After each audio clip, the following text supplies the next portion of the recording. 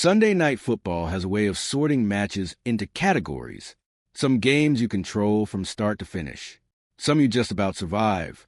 And then there are those chaotic set-piece soak nights where the ball seems magnetic to the corner flag, and your goalkeeper ends up starring like the main character. This was one of those nights. Arsenal 2, Chelsea 1. 5 points clear.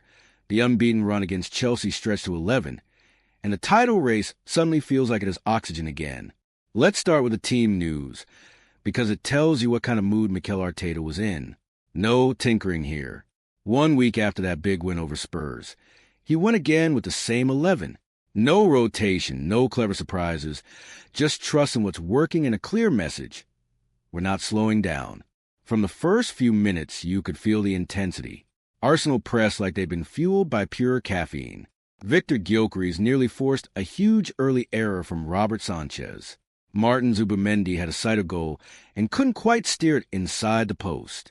Eberechi even tried one of those cheeky from the halfway line moments, the kind of attempt that tells you a team is feeling bold.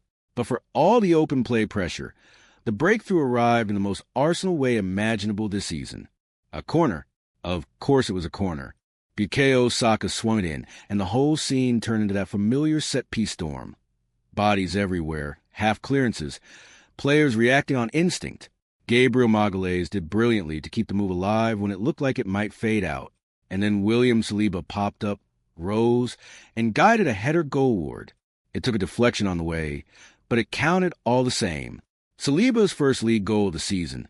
Arsenal 1-0, and the Emirates sounded like it knew exactly how important that first punch was. But comfort, as you know, is not something the season hands out for free.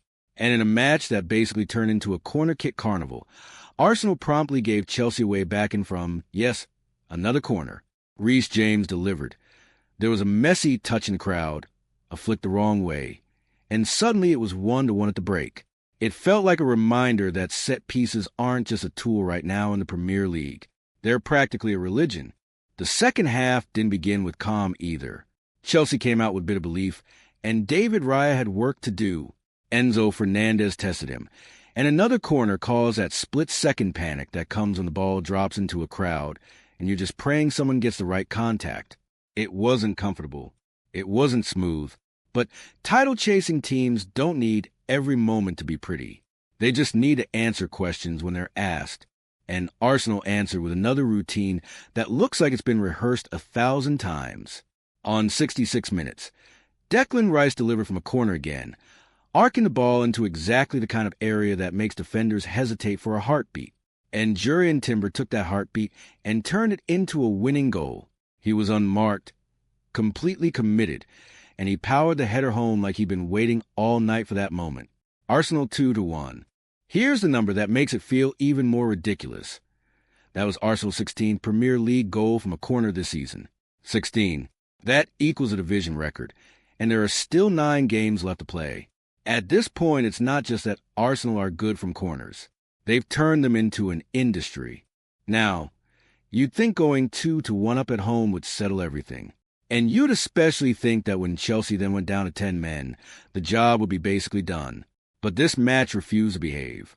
Just 3 minutes after Timber's goal, Pedro Neto flew into a challenge on Gabriel Martinelli, picked up a second yellow, and it was red. Arsenal had the lead and the numbers advantage. So was it comfortable from there? Not even close. Chelsea still had moments. Moises Caicedo hit a shot that had real venom, the kind that makes you flinch even when it flies wide. There was a dangerous ball flashed across the face of goal that somehow missed everyone. And that's usually the kind of moment that turns a stadium silent. But Raya got there, clawed away, and you could feel the mood shift. It wasn't just good goalkeeping. It was stubbornness. It was a keeper deciding he wasn't going to be the one who let the night slip. Late on, there was another scramble, and for a second it looked like the equalizer might arrive anyway. Liam Delap thought he got it, but the flag went up and Arsenal were spared the kind of heartbreak that makes you stare at the wall for hours afterward. Even then, it didn't feel like luck was the main story. It felt like Raya had become the story. Elastic, defiant, and frankly a little unreasonable in the best possible way. We talk a lot about title races being decided by finishing, by moments of brilliance from forwards, by who handles pressure in the final third. And that's all true.